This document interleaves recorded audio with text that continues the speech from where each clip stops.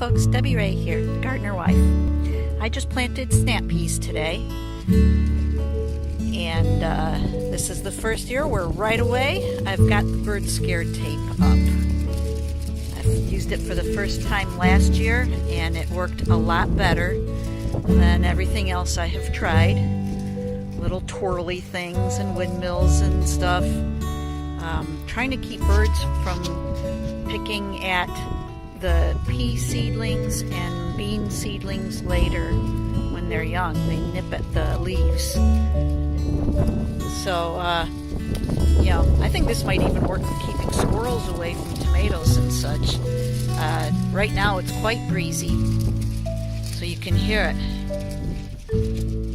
So the sound keeps animals away, as well as this holographic reflective thing on there. I mean, the sound has startled me at times out in the garden last year, thinking, oh, there's an animal or something rustling by.